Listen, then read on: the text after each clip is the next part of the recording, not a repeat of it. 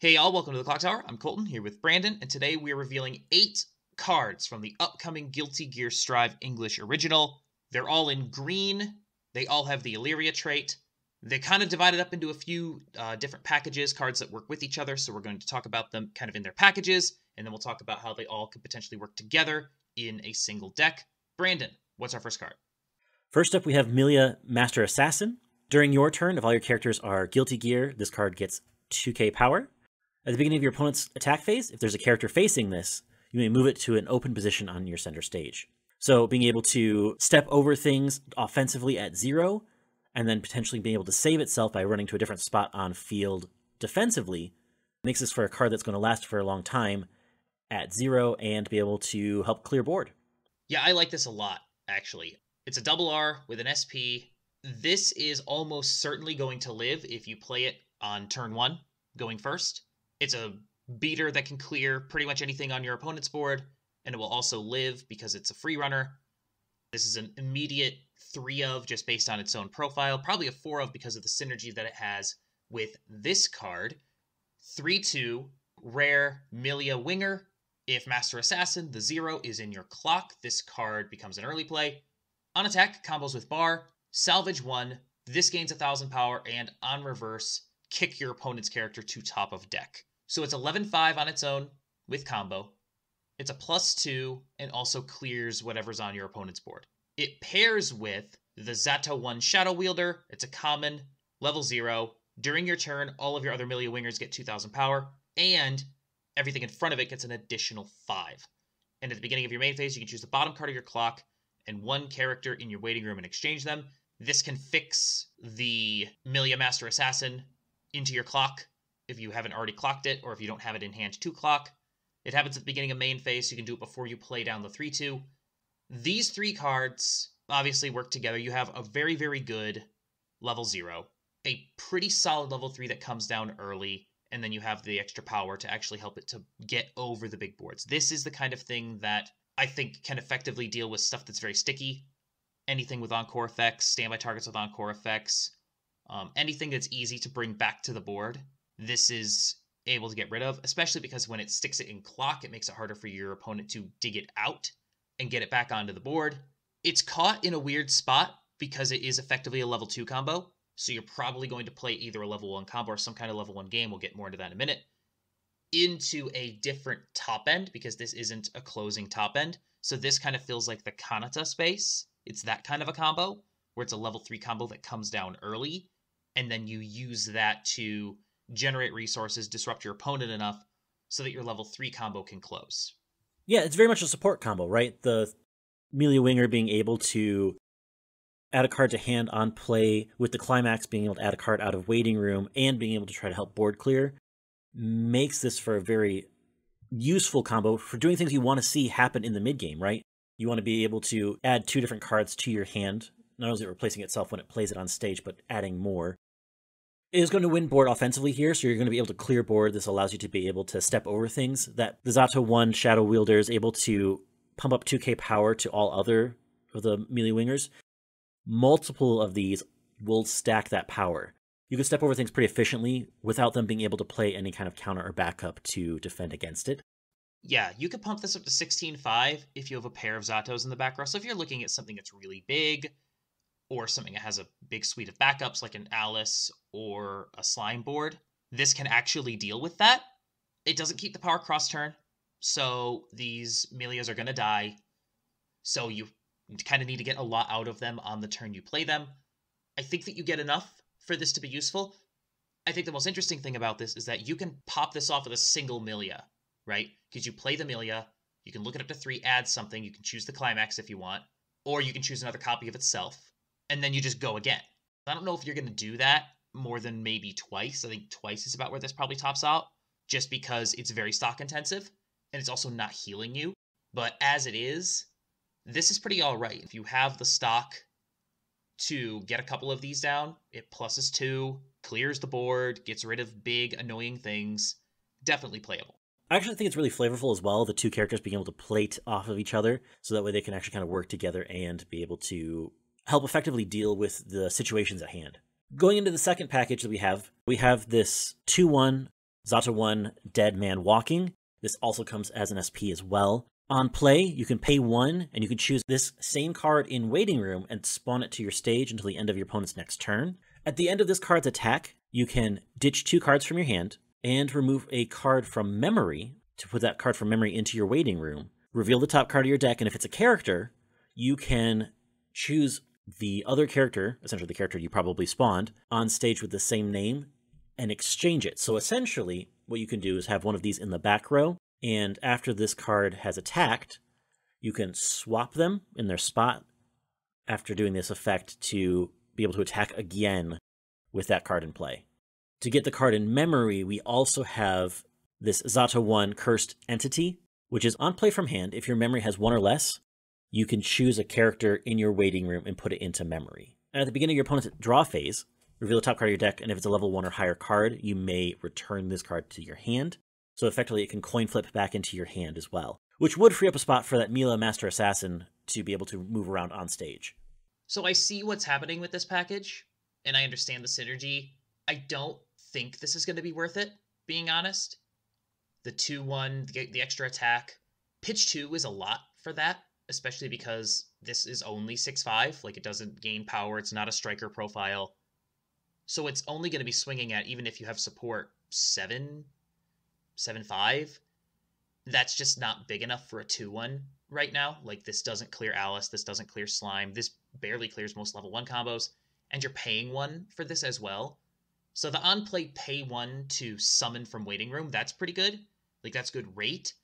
I actually do like this coin flip quite a bit, though, even independent of the 2-1.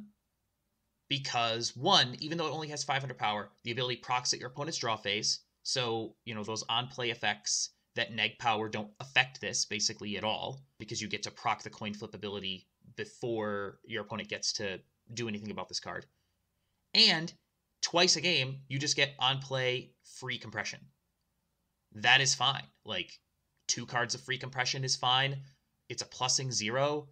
I don't dislike this card. 500 power is really small, but I don't think this card is bad at all. And especially, as you said, with the Milia runner, it does potentially open up another slot for you to run with the Milia, so you could actually full board a pair of these and a Milia on your first turn at 0 going second. You proc the coin flip, those run away, and now the Milia can run to any spot on the board.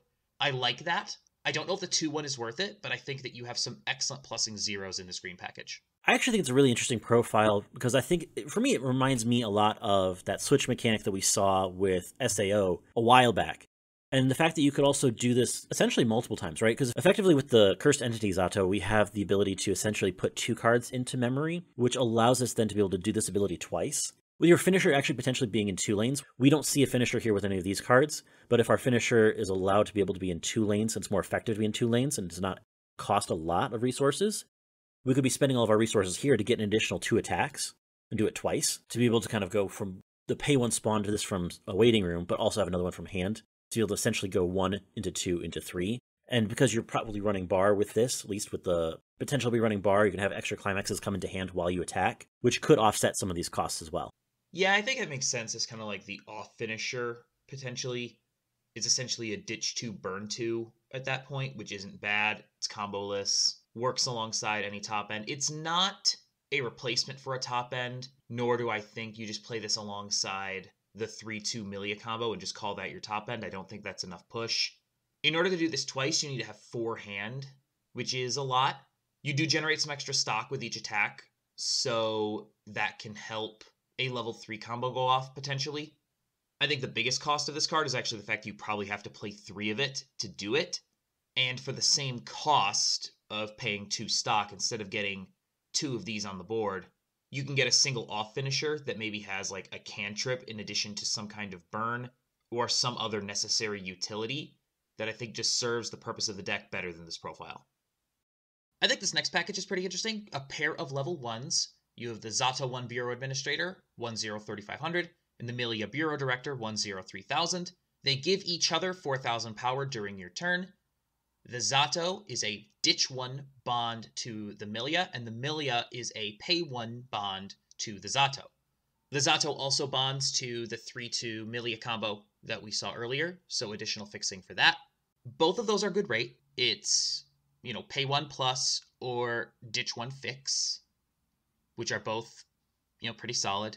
They're both going to swing at 775. If you have the Zato level 0 in the back row, they go up to 758. So decent size.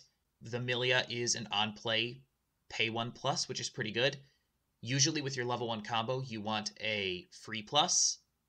So I don't think this is a real replacement for a level 1 combo. I think this is more of an off combo kind of a thing. Maybe play like each of these as a 2 of or a 3 of to try to get the effects. This is a level 1 post combo play. I think that this is at least an interesting package, and it's potentially 8 level 1s that can make the Zato coin flip pop off because it's looking for level 1 or higher. We've seen these kinds of packages before. I think this might be one of the most efficient of them. If the power was cross-turn, I would like these a lot. Because that power is not cross-turn and they're not going to really be able to hold the board sitting at 335, I think this isn't quite the level 1 combo replacement that the package wants it to be. I think it's really interesting because this Zato 1 can bond into the 3-2 to be able to help set that up as well. So effectively, when you have this card, you can get into that top end really efficiently, right? Because bond is just able to, in this case, the bond is just a ditch to be able to salvage from waiting room. So you don't even need to have it in hand. That does assume a lot of mill happening here between 0 and 1, because you need those cards in waiting room to be able to kind of do all these kinds of different effects with it. Right. So being able to potentially get to that point and have a little bit of deck speed to be able to get there, get those cards ready to go. I think it also pairs really well with that coin flip, because this helps try to boost your number of level 1 or higher cards, specifically level 1 cards. And that coin flip then can be used as the part of the bond to ditch to get the pieces you need. So effectively, you can turn that level 0 that you have now just in hand into a card you actually want to play down the road. What this package wants is for this to effectively replace the level 1 combo that you would normally run in this spot. Maybe you don't plus as hard at 1, but when you get to level 2, you drop the 3-2 combo down. Then you're getting your level 1 plussing at level 2, and you're using that into whatever your top end is. I think that there are enough games where this goes off the rails. You're not getting a combo style free plus, and the 3-2 combo does kind of require you to have those extra resources. If you want to even double the Milia, you're going to need a significant amount of stock, which the level 1 Milia here uses to go get the Zato, right? It's almost there. It's really close. I think it's going to come up a little short in terms of its consistency with its resources. And then finally, last card, Milia Impending Doom. On play, choose a card in your clock, add it to hand, and you can put a card from your hand into your clock. You can also sack this and ditch a card to salvage from waiting room. So double filter, -1 double filter. It also can fix clock for the Milia if you don't have the Zato down, so it's another way to get there. This is all right. We've seen this profile before. It's certainly usable. Like, I think this is like a one of tech filter kind of thing. Like, I desperately need my pieces. You're essentially willing to, lose 3 cards from your hand to go get 2 from one from your clock, 1 from your waiting room. But there are times and places when you desperately want that. So, like, I think this is a one of in this package. I think that makes a lot of sense. Yeah, I mean, realistically, we've seen a very similar profile, even with some of the meta decks currently running around, right? With Slime with a Veldora at 0, being able to instantly get a card from waiting room at the cost of just exchanging a card in hand and removing this one, yep, I think is definitely worth it. Being a double filter, or at least a potential double filter, is, I think, actually like really significant here. Yeah. Being able to potentially just change out 2 cards in hand for something you want. You're also then not limited to what's in clock, right? Yeah. Effectively, because what you can do at this point is this card can actually kind of pair with the Zato 1 Shadow Wielder, being able to essentially change a card from clock in waiting room and kind of swap them. And then from here, when you play this one down, when you play the Milia Impending Doom down, you're able to then change the card that you had already swapped into your clock into hand, and then be able to ditch an additional card and then this card itself to get a different card from waiting room. So you could effectively get 2 cards of your own choice from waiting room and /clock to be able to get that into hand. So I think that double filter here and that kind of pairing with these profiles is actually a pretty fantastic card, because you can have that selectivity. Yeah, I can see that. Like the neg one to have perfect double salvage filter, that's pretty good. Yeah, and it's stockless, right? So you don't even have to pay stock to make that happen. Yeah, you are losing the card from hand, so like that is worth noting, especially when you don't have like a true level 1 combo. Your hand size is really, really dependent on you hitting your coin flips and winning board with your Melia runner. Like the Melia runner needs to survive. So if you do that, you will have enough hand to make this package work, but it is fragile. Like I think that's the big thing with this is like this is not a bad package. It's definitely a playable package, but it's fragile. So you got to make sure that you're getting your pluses where you can get them in order to make this work effectively.